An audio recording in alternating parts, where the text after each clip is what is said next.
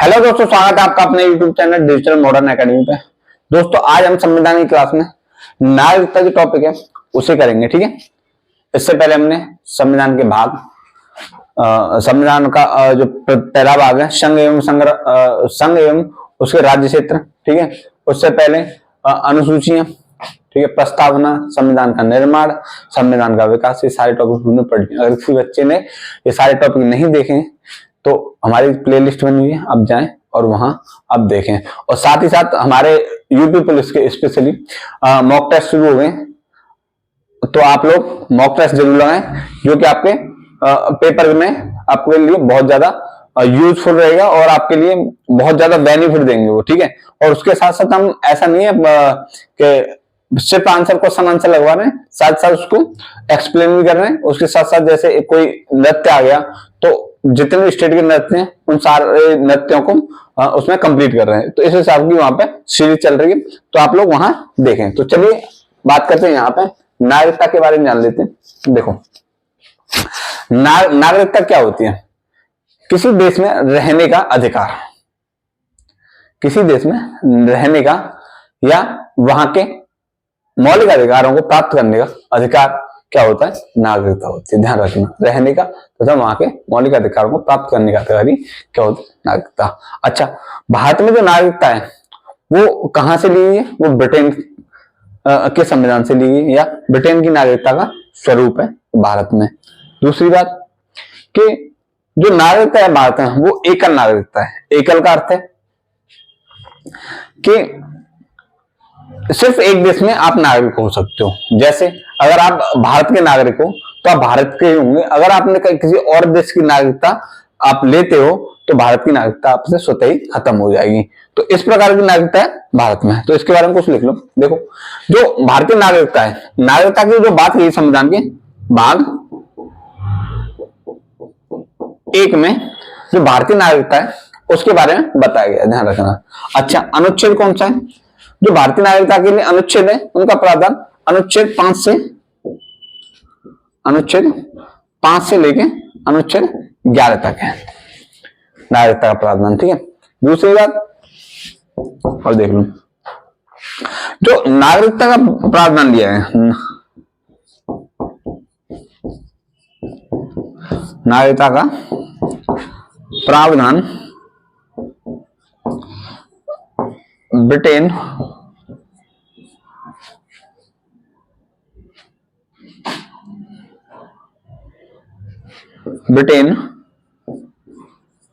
के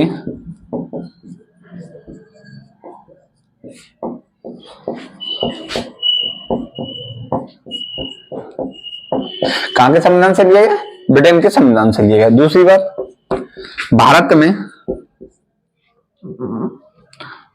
में या भारतीय संविधान में नागरिकता का प्रावधान कैसा है? एकल नागरिकता का प्रावधान है, एकल नागरिकता का प्रावधान है।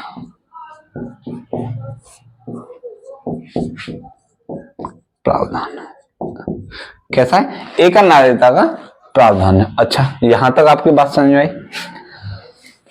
बात करते हैं इससे आगे की, इतना आपके समझ में आ गया। जो भारतीय नागरिकता अधिनियम है वो 1955 में लाया गया। कब लाया गया? पूछ लेता, क्वेश्चन आ जाता है, भारतीय नागरिकता अधिनियम कब आया? तो कब आया? 1955 में आया। इस चीज को ध्यान रखना। अच्छा, भारतीय नागरिकता में कितनी बार संशोधन हो चुका है? भारतीय नागरिकता अधिनियम में अब तक कितनी बार संशोधन हो चुका है? तो आपके 5 बार संशोधन हो चुका है। पहला संशोधन हुआ था 1986 में, दूसरा हुआ था 1992 में, तीसरा हुआ था 2003 में, चौथा हुआ था 2005 में और 5वां हुआ था 2015 में। तो इसके बारे में भी थोड़ा जान लो। है भारतीय नागरिकता अधिनियम कब आया? अधिनियम 1955 में पारित हुआ।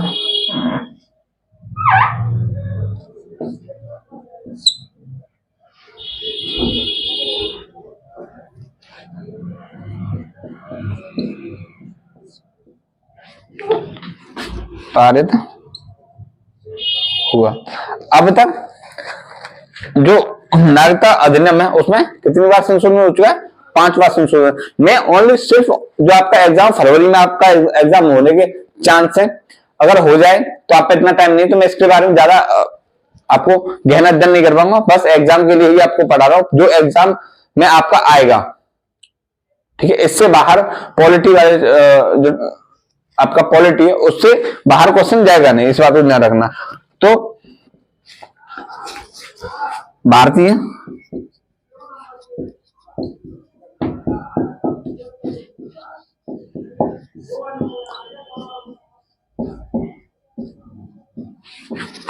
उन्नीस सौ 55 में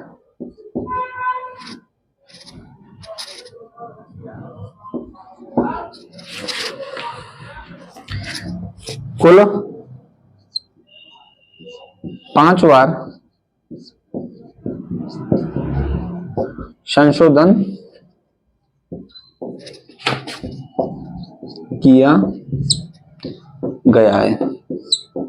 कब कब किया गया ध्यान रखना, 1986 में, 1992 में, 2003 में, 2005 में, 2015 में। ठीक है, कितनी बार संशोधन किया जा चुका है? 5 बार संशोधन किया जा, तो इसे आप नोट कर लो। ठीक है, नोट करो इसे।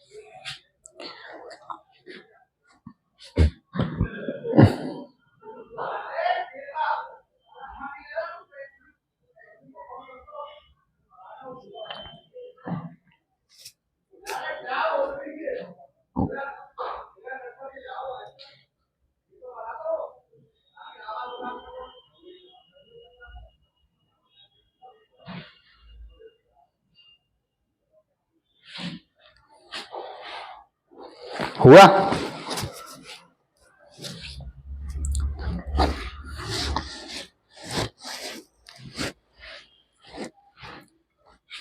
चलो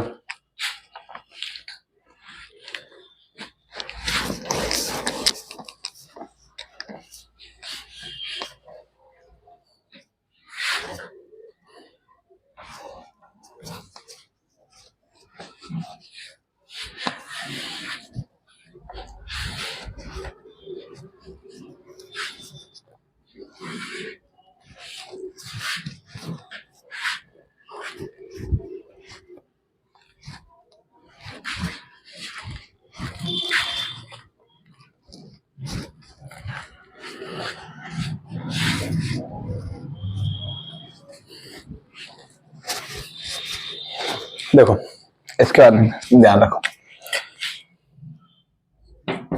कि भारतीय नागरिकता अधिनियम के अनुसार भारत में 5 प्रकार से नागरिकता प्राप्त की जा सकती है।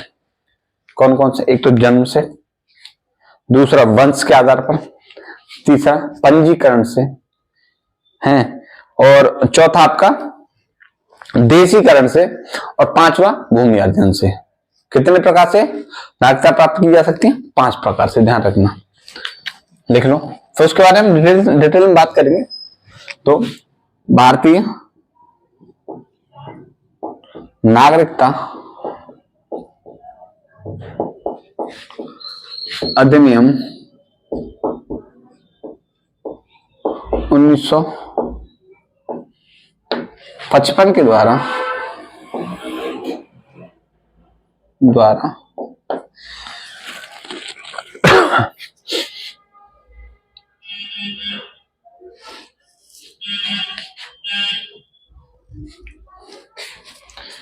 के अनुसार भारतीय नागरिकता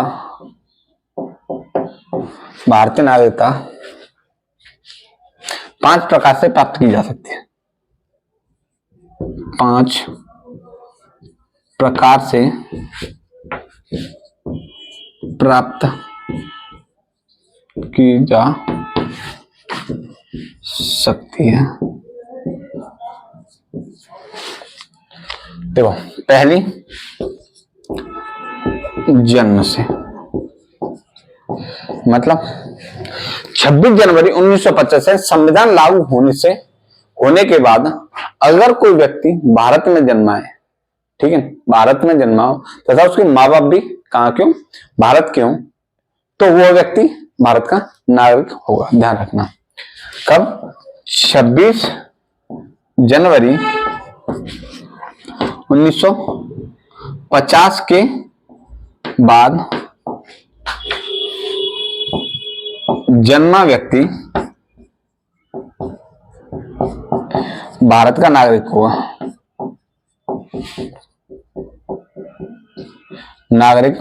होगा। पहला, ठीक है। दूसरा, वंश के आधार पर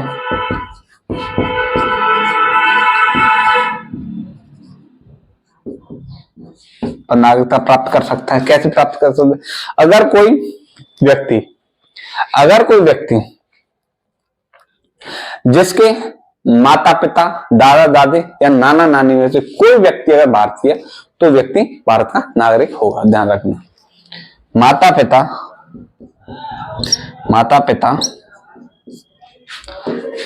दादा दादी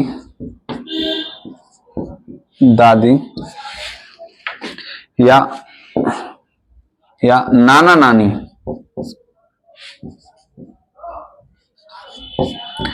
में से कोई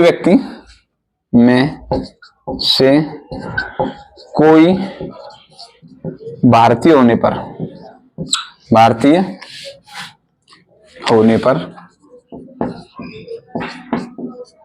मतलब अगर माता पिता, दादा दादी, नाना नानी में से अगर कोई व्यक्ति भारतीय है तो उस व्यक्ति को भारतीय नागरिकता प्राप्त हो जाएगी।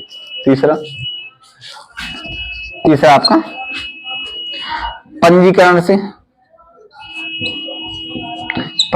से,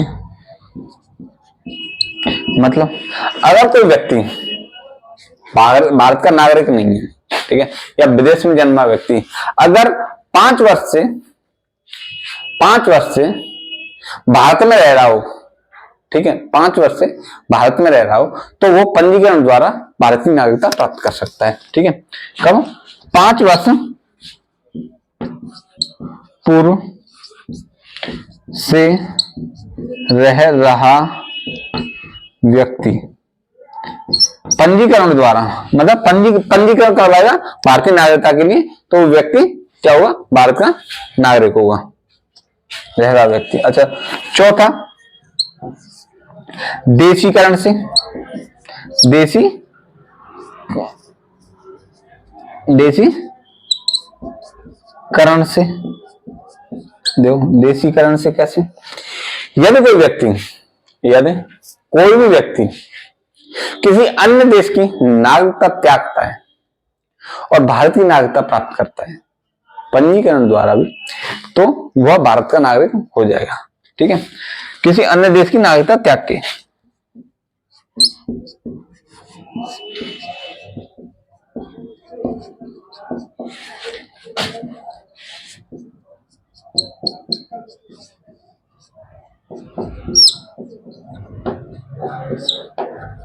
लेकिन इस बात को ध्यान रखना, पंजीकरण से मतलब समझ रहे है तो वही, लेकिन व्यक्ति कहां जन्मा हो? भारत में। व्यक्ति भारत में जन्मा हो,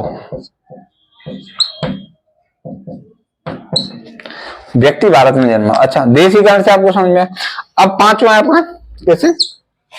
भूमि के अर्जन से। ठीक है, भूमि के अर्जन से, भूमि के अर्जन से कैसे? यदि भारतीय राज्य की सीमा का, भारतीय राज्यों की सीमा में अगर वृद्धि होती है, जैसे आज हम पाक अधिकृत जो कश्मीर है उसे अपने हिस्से में मिला लेते हैं, तो वहां के जो व्यक्ति होंगे, वहां के जो लोग होंगे, वो स्वतः ही भारत के नागरिक हो जाएंगे। आई बात समझ? जैसे जैसे आज हम जैसे हमारा नेपाल है, कल को अगर भारत नेपाल को अपने अपने मिला ले तो नेपाली जितने व्यक्ति हैं वो भारत के नागरिक स्वतः हो जाएंगे। इस बात को ध्यान रखना। आई बात समझ? देखो, भारत सरकार द्वारा नए भूभाग का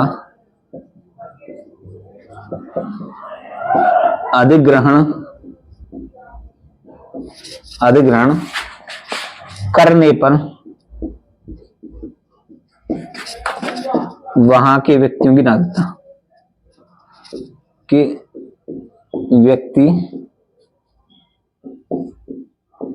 व्यक्तियों की नागरिकता। आई बात समझ? तो आपको पता चला 5 प्रकार से कैसे नागरिक बनाया जा सकता है भारत के। नोट करो।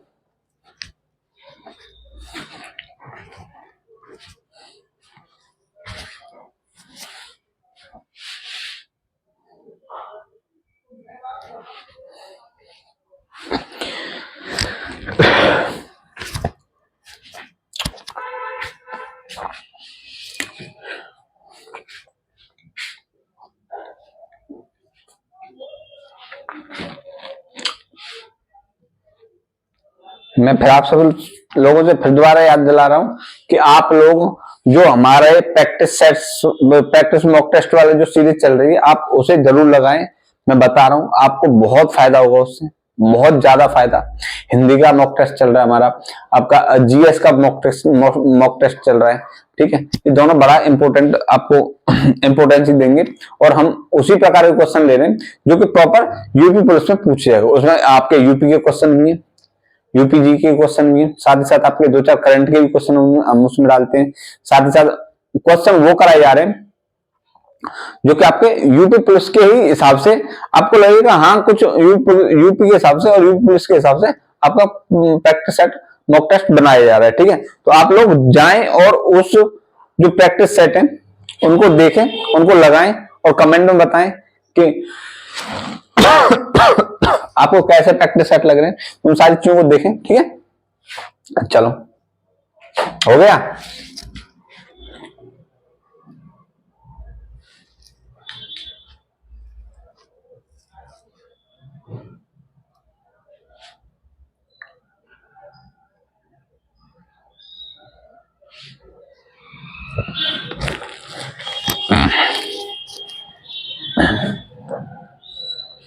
मिटाएं, चलो। अब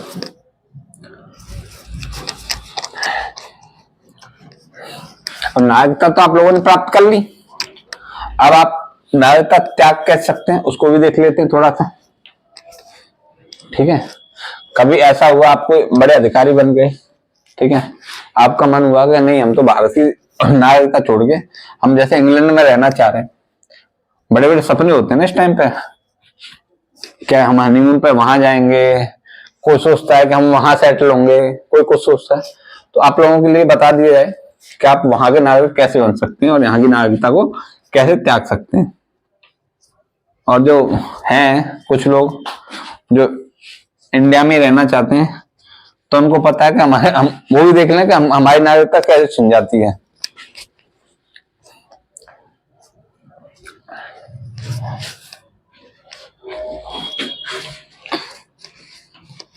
अगर किसी बच्चे ने और नोट नहीं किया तो उसे नोट कर ले। कभी कभी तो पता है मेरा मन होता है कि मैं लाइव आया करूं। ठीक है, उससे क्या है ना, आप लोगों को कमेंट आया करेंगे तो बड़ा अच्छा लगा करेगा। देखो, अधिनियम द्वारा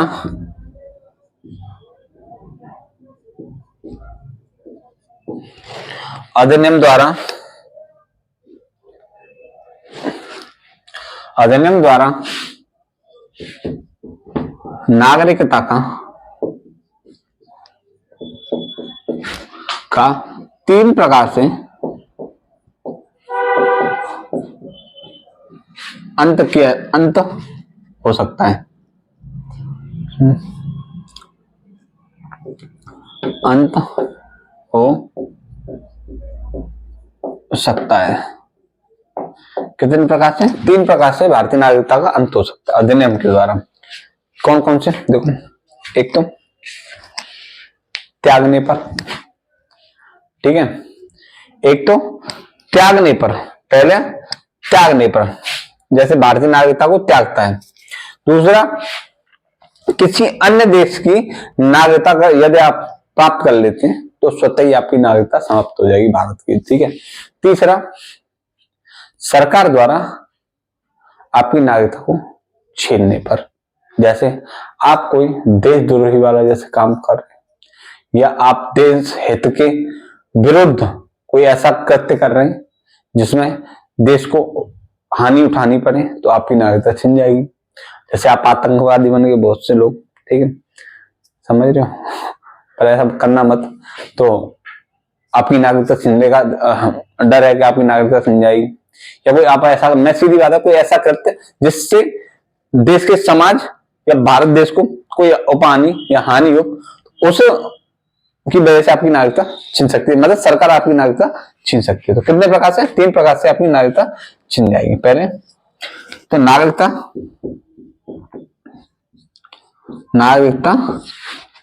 का त्याग करने पर, ठीक है। जैसे आप लोगों में बहुत से लोग ऐसे हैं जिनका मन हो रहा होगा भाई मैं यूरोप में रहूं, बहुत से सोचते हैं कि मैं अमेरिका में रहूं, बहुत से सोचते हैं नहीं मैं तो नेपाल में रहूंगा, बहुत से सोचे मैं चाइना में रहूंगा।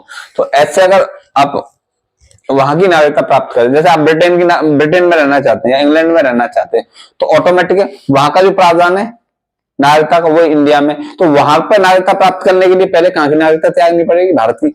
इसी प्रकार अगर आप ब्रिटेन में अब जा रहे हैं तो क्या होगा? आपको पहले नागरिकता त्यागनी पड़ेगी, पहली बात। दूसरी, किस प्रकार? किसी अन्य देश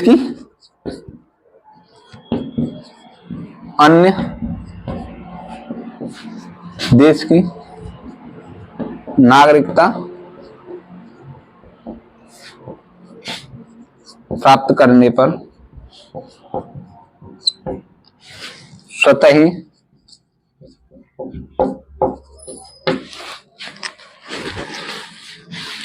भारत की नागरिकता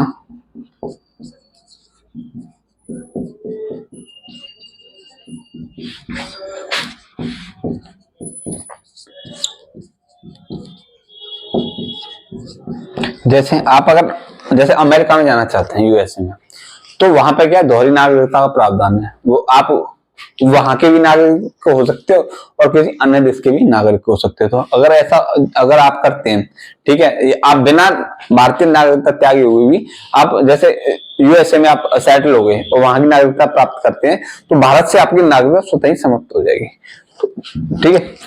अब तीसरा प्रावधान मैंने बताया था कि सरकार द्वारा नागरिकता से वंचित करने पर। एक सेकंड,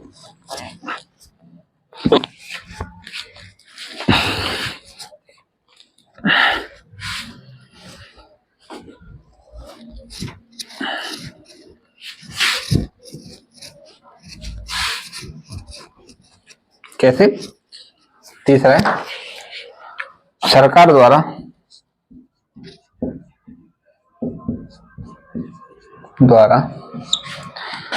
भारतीय नागरिकता से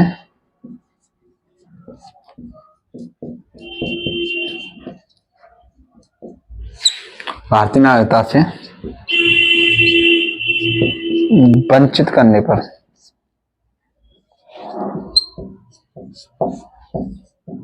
ठीक है, किसमें? भारतीय नागरिकता से वंचित करने पर आपकी नागरिकता समाप्त हुई है। तो इस तीन प्रकार से आपकी नागरिकता का अंत हो सकता है, नोट कर लीजिए इस बारे में।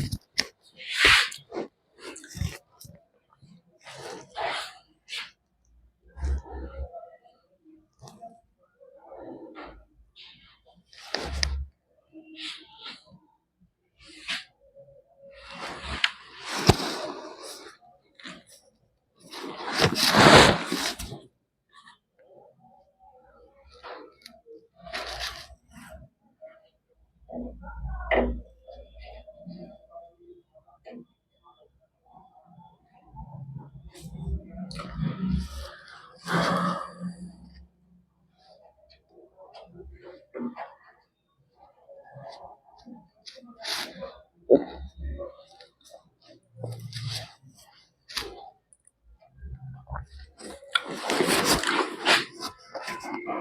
मैं क्या बोल रहा था कि यार मैं लाइव क्लास लिया करूंगा, पता है मैं सोच रहा हूँ, उससे पता है क्या है, आप लोगों के साथ बातचीत हुआ करेगी तो क्लास में भी अच्छा लगा करेगा। क्योंकि अब मैं सच बताऊं ना, ऐसे पढ़ाता हूँ ना, अलग तरीके से पढ़ाता हूँ, पर वो ऐसा लगता है जैसे मैं किसी बंद कमरे में ना वो लेक्चर सा दे रहा हूँ और कोई सामने बैठा नहीं है, तो बड़ा अजीब सा लगता है। तो सोच रहा हूँ लाइव क्लास शुरू करूँ, जिससे आपके कमेंट आया करेंगे, मैं पढ़ा करूंगा, कोई कुछ बोल रहा है, कोई कुछ बोल रहा है, तो कितना अच्छा लगा करेगा ना। शुरू करेंगे, जरूर जल्दी शुरू करेंगे।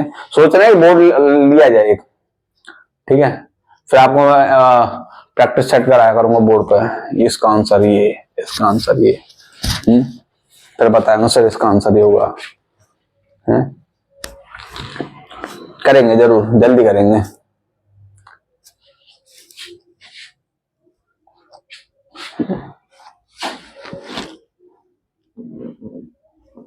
अच्छा, बहुत से बच्चे पता है कैसे आते हैं, ये बहुत से मैंने देखा है, बहुत से बच्चे आएंगे और ये देखेंगे लड़कियों ने क्या क्या कमेंट किया है।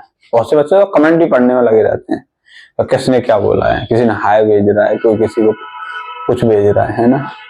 बच्चे की भिन्न भिन्न प्रकार की प्रजातियां आती हैं।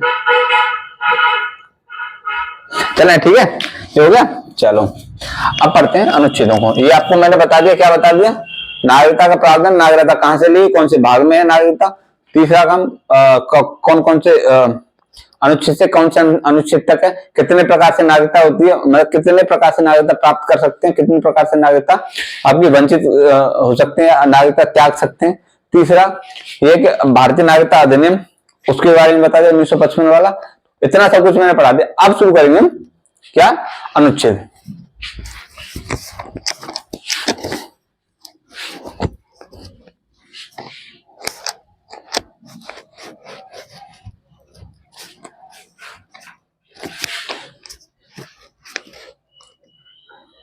अगर किसी बच्चे ने नोट नहीं किया ना तो वीडियो यार रोक लिया करे, ठीक है, और रोक के आराम से नोट किया करे। पर पता है क्या होता है, अगर आप जैसे नोट करते हो तो जैसे आपका एग्जाम आ रहा है, एग्जाम टाइम का कोई चीज जैसे एग्जाम टाइम आ रहा है और आपको रिवीजन मानना है, तो नोट से क्या होता है, पूरी किताब न पढ़ने पर या वीडियो पूरी देखने पर, देखने से अच्छा है कि आप वो पॉइंट होते हैं ना। क्योंकि टीचर ना, कोई भी टीचर, मैं नहीं, मैं हर टीचर की बात बोलूंगा, कोई टीचर जब आता है ना तो सारी चीजें देख के आता है, ठीक है, कि बच्चे के लिए क्या इंपॉर्टेंस है। ऐसा नहीं आपको लगता होगा कि टीचर आता है और डायरेक्ट उसके माइंड में सब सेट, नहीं। हर टीचर ना, टीचर पढ़ता है, पहले बहुत पढ़ता है। आप एक किताब पढ़ते हो, 4 किताब पढ़ के आता है, ठीक है, कि बच्चे के लिए क्या जरूरी है, क्या गलत है, और क्या इंपॉर्टेंट है एग्जाम के हिसाब से और क्या इंपॉर्टेंट नहीं है। तो उन सारी चीजों को कलेक्शन होता है उसमें, तो वो मतलब वही चीजें देगा आपको जो कि एग्जाम में, क्योंकि वो ऑलरेडी एग्जाम रेगुलर देखता है। जैसे मैं हूं तो प्रीवियस हर क्वेश्चन देखता हूं मैं, देख के पता चलता है कि ये क्वेश्चन इंपॉर्टेंट है, ये फालतू की चीजें इनको नहीं पढ़ना चाहिए बच्चों, तो वो सारी चीजें। तो अब मैं जो करा रहा हूं, सिर्फ अगर आप नागरिकता वाला कोई क्वेश्चन देखेंगे तो इससे बाहर शायद ही कोई जाएगा। अब मैं और पढ़ा रहा हूं, इसमें कोई बाहर क्वेश्चन जा ही नहीं सकता, ठीक है। तो इतना आप उल्टी सीधी किताब ना पढ़ के आप अपने रेगुलर जो क्लासेस चल रही हैं उन पर फोकस करें, तो मेरे हिसाब से सही है। और आपका पुलिस का तो आ ही रहा है भाई, ठीक है, कम से कम 5 क्वेश्चन है पॉलिटी से, 5 से प्लस ही आएंगे, कम नहीं आएंगे, ठीक है। वैसे जैसे अब आपका एसआई का है तो उसमें भी मैं जरूर जल्दी से आपके जो मूल विधि है वो शुरू करने वाला हूँ, क्योंकि इतना टाइम नहीं मिलता, सारी चीजें होती हैं, क्योंकि मॉक टेस्ट भी बनाने होते हैं, ठीक है, उनकी वीडियो बनानी होती है, अपलोड करनी होती है। फिर ये आपकी हिंदी चल रही है। एक सर हैं वो मैथ के, वो आ रहे हैं, उनसे बोला है तो वो आए। तो ये क्या सोच रहे हैं कि पहले बोर्ड चेंज किया जाए, जिससे आपको ज्यादा अच्छी क्वालिटी कंटेंट के हिसाब से क्वालिटी मिले तो अच्छा रहेगा। तो इस वजह से आपके लिए वो भी सारी चीजें चलाई जाएंगी। और अभी तो फिलहाल मैं ये बोलूंगा कि आप लोग जो आपका मॉक टेस्ट चल रहे हैं यूपी पुलिस के, उनको जरूर है। जीडी के भी मॉक टेस्ट चल रहे हैं, ऐसा नहीं जीडी के नहीं चल रहे, जीडी के भी मॉक टेस्ट चल रहे हैं। कोई बच्चा जीडी वाला है तो वो भी हमारे मॉक टेस्टों को लगाएं और आपको फायदा होगा। ऐसा नहीं है उससे फायदा नहीं होगा, बहुत फायदा होगा।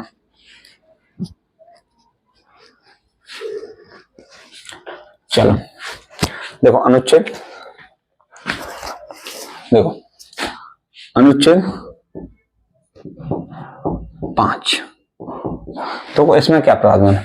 भारतीय संविधान लागू होने पर नागरिकता, समझ रहे हो? भारतीय संविधान के प्रारंभ पर नागरिकता, इसमें क्या बात है? भारतीय या संविधान के प्रारंभ पर नागरिकता, ऐसा लगता है। संविधान के प्रारंभ पर नागरिकता मतलब प्रत्येक व्यक्ति जो भारत में रह रहा था, कौन से 26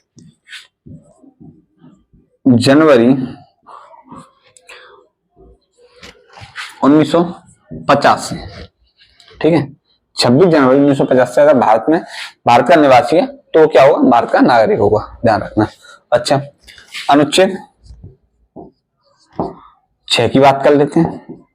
देखो इसमें क्या बात है कि पाकिस्तान से भारत आने वाले व्यक्तियों के लिए नागरिकता का प्रावधान, मतलब अगर कोई व्यक्ति 19 जुलाई 1948 के बाद 19 जुलाई 1948 से पहले भारत में रह रहा है तो वो क्या होगा? भारत का नागरिक होगा। या फिर 19 जुलाई 1948 या संविधान लागू होने से पहले भारत में रहने का पंजीकरण या भारत की नागरिकता का पंजीकरण करा लिया तो भारत का नागरिक माना जाएगा, ध्यान रखना, ठीक है। पाकिस्तान से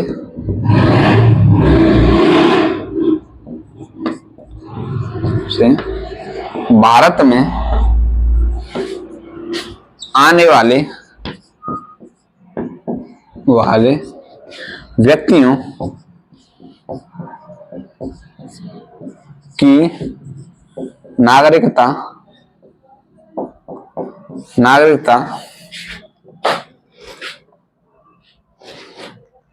का अधिकार है। जैसे देखो इसमें प्रावधान क्या है? 19 जुलाई 1948 से पहले भारत में रह रहा हो या भारत का नागरिक हो,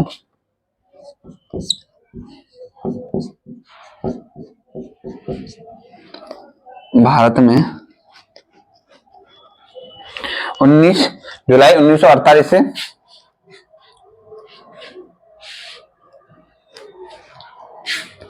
19 जुलाई 1948 से पहले भारत में रह रहा हो, मतलब एक्चुअली क्या था ये 19 जुलाई 1948 का सीन क्या था? देखो क्या था, इस डेट के बाद ना भारत से पाकिस्तान में, पाकिस्तान से भारत आने के लिए अधिकार पत्र लेना होता था कि हम भारत से पाकिस्तान जा रहे हैं, पाकिस्तान से भारत आ रहे हैं, तो उसके लिए दस्तावेज लेना होता था। जैसे आज डेट में जैसे अब वीजा जिसे बोलते हैं, तो एक तरह से वो लिखित दस्तावेज था कि इतने दिन के लिए व्यक्ति पाकिस्तान से भारत जा रहा है, भारत से पाकिस्तान आ रहा है। क्योंकि उस टाइम पे क्या था कि हर व्यक्ति के रिश्तेदार बहुत से इंडिया में रह रहे थे, बहुत से पाकिस्तान में रह रहे, ऐसा नहीं है, अभी भी बहुत से पाकिस्तानी व्यक्तियों के, भारतीय व्यक्तियों के कुछ रिश्तेदार पाकिस्तान में अभी भी हैं, ठीक है, वो उनसे मिलते हैं, बातचीत होती है, सारी चीज होती है। तो इसी प्रकार उनको आने जाने की एक डेट थी। इसके बाद अगर कोई व्यक्ति भारत से पाकिस्तान जा रहा है या पाकिस्तान से भारत आ रहा है तो उसके लिए एक अधिकार पत्र लेता था, ध्यान रखना, अधिकार पत्र लेता था। या संविधान लागू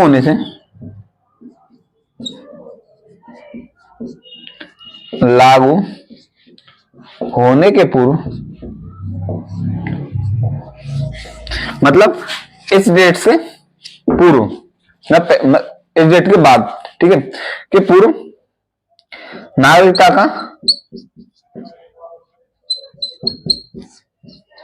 का पंजीकरण कराया हो,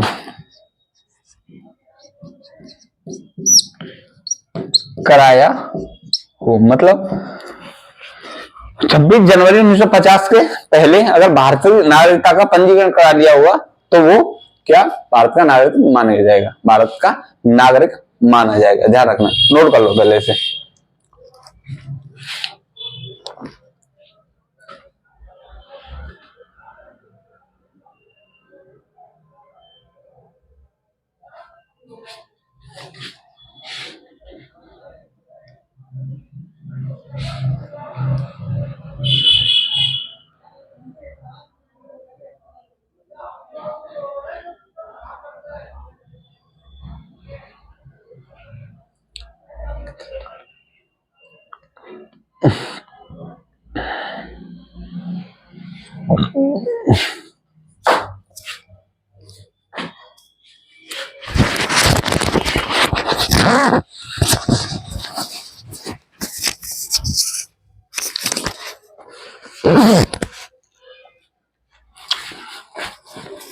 हो गया, चलो ठीक है।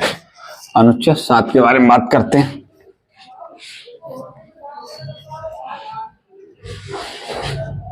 अनुच्छेद 7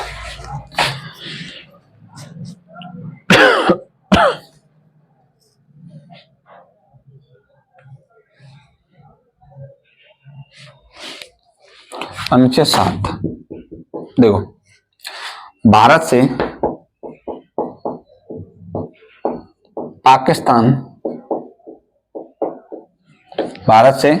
पाकिस्तान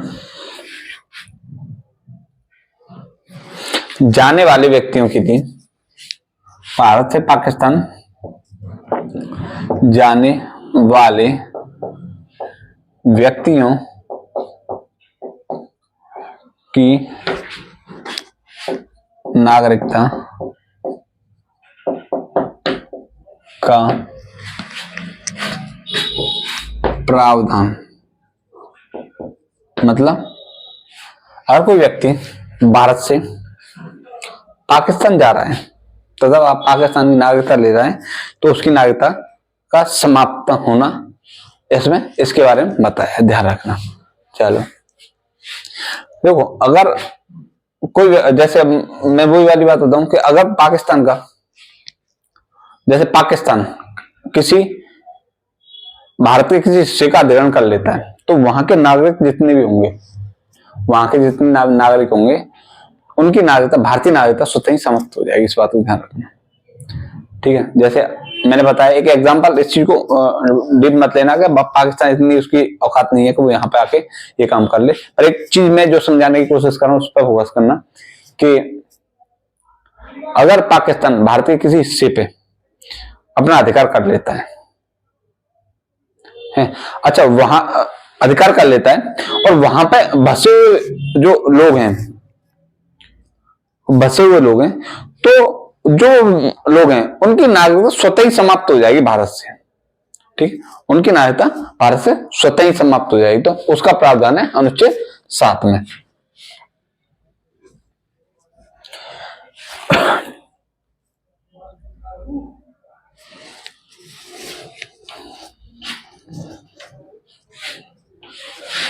देखो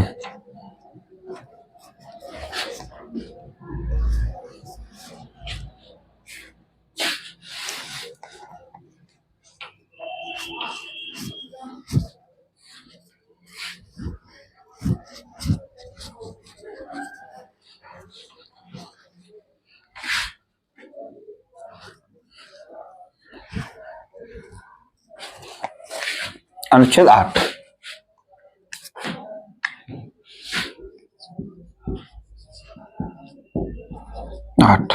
देखो ये क्या बोल रहा है, देखो भारत के बाहर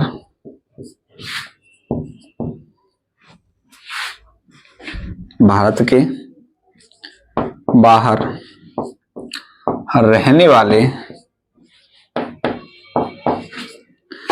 भारतीय मूल के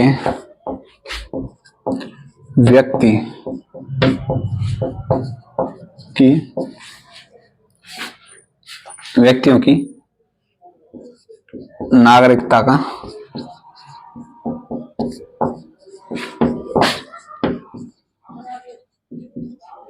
मतलब इसमें क्या है कि यदि इस प्रकार के व्यक्ति का, यदि कोई भी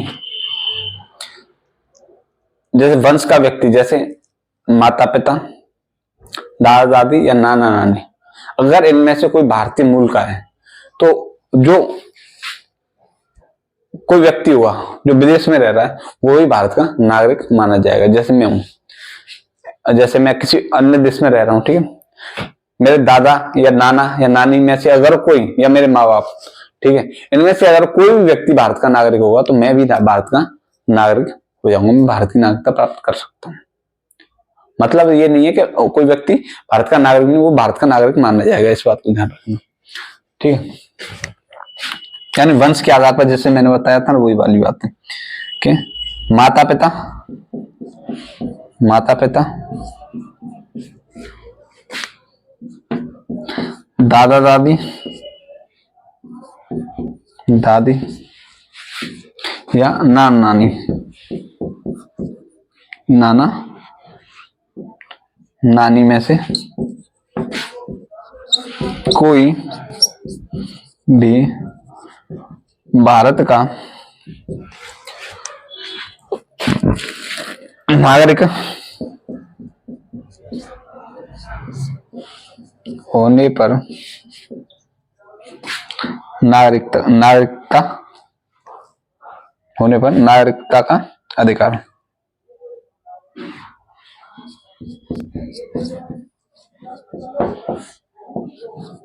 का अधिकार। आई बात समझ? चलो अनुच्छेद 9 के बारे में जान लेते हैं। पहले से नोट कर लो, फिर दोनों एक ही साथ में 9 और 11, 10 को कोई इतना कुछ ज्यादा है नहीं तो उसको मैं करा नहीं रहा, ठीक है। बात है 9 और 11 की, तो इसे नोट कर लो, फिर एक ही में करा दूंगा।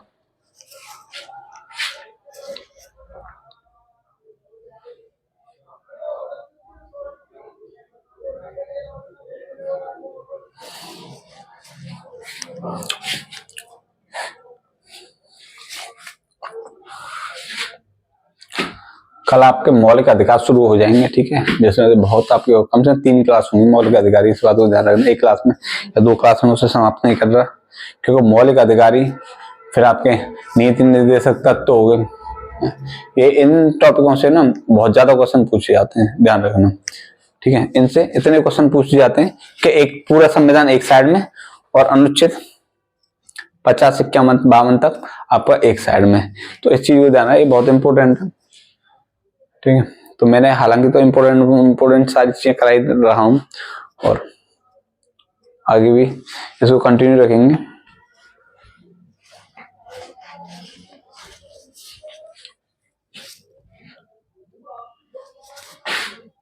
हो गया?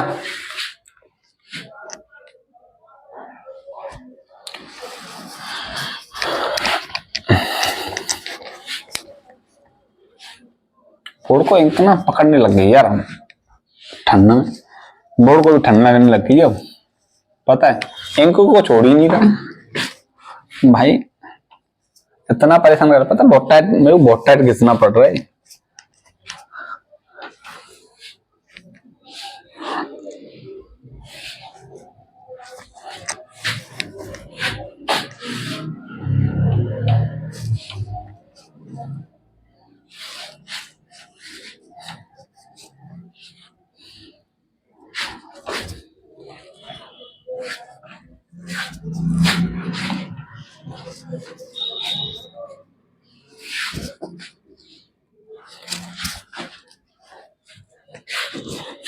देखो अनुच्छेद 9 के बारे में बात कर लेते हैं। देखो यदि कोई व्यक्ति किसी अन्य विदेशी राज्य की नागरिकता प्राप्त करता है तो उसकी स्वतः ही भारत की जो नागरिकता है स्वतः ही समाप्त हो जाएगी। ये प्रावधान है अनुच्छेद 9 में, ठीक है। यदि कोई व्यक्ति, लिख लो, यदि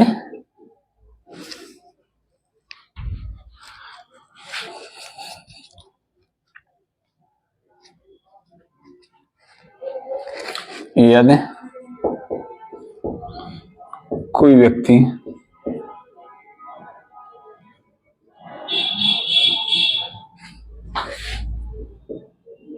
यदि कोई व्यक्ति स्वेच्छा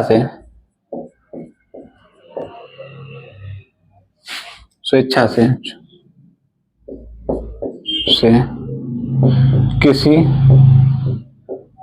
अन्य विदेशी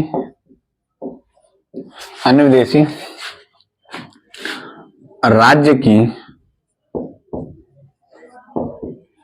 नागरिकता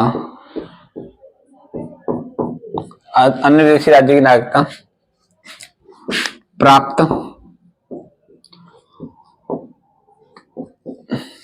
कर लेता है तो उसकी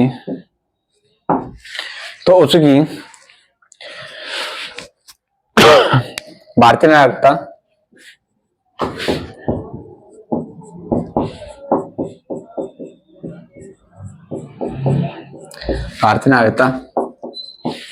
स्वतः ही समाप्त हो जाएगी।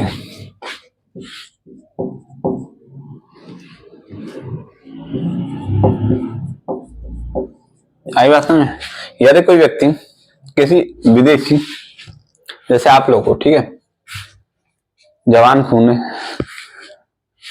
और आपको कोई विदेशी लड़की पसंद आ जाती है और आप इंडिया से ना उसके साथ भाग जाते हो, जैसे कोई, अब क्या बोलूं, ठीक है, समझदार हो, तो आप जैसे वहां की किसी स्त्री से शादी कर लेते हो और वहां की आप नागरिकता प्राप्त कर लेते हैं तो स्वतः ही भारतीय नागरिकता आपकी स्वतः ही समाप्त हो जाएगी। बात फंडा ही है इसका, सीधा सीधा। अब बात करते हैं अनुच्छेद 11 की। अनुच्छेद 11 तो कौन, इसमें क्या है, संसद नागरिकता के विषय में संसद को नागरिकता के संबंध में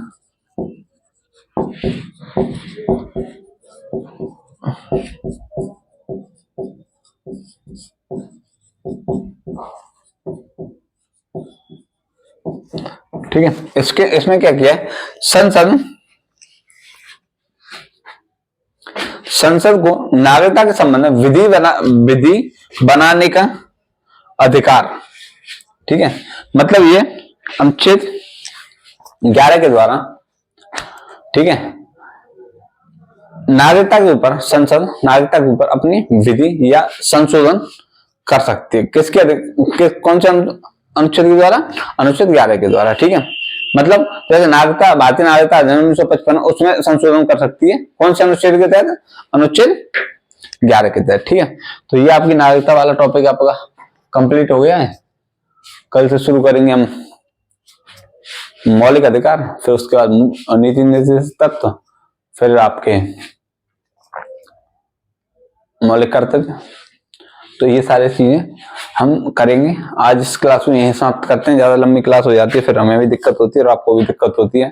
अगर आप पूरी क्लास देखते नहीं हो, भाग जाते हो, कभी किसी का सोना बाबू का फोन आ जाता है तो कभी कुछ, तो आप इस क्लास को अब यही समाप्त करते हैं। मिलते हैं कल एक नई क्लास के साथ, नई जोश के साथ। और हाँ, मैं फिर बोल रहा हूँ कि आप अभी से पुलिस के लिए लग जाइए। आपका एग्जाम आपका फरवरी में, आप बिल्कुल भी इस चीज में ढील ना दें और हमारे जो प्रैक्टिस सेट है आप उन्हें लगाएं, वो आपके लिए फायदेमंद रहेंगे, आपका फायदा होगा उनसे, ठीक है।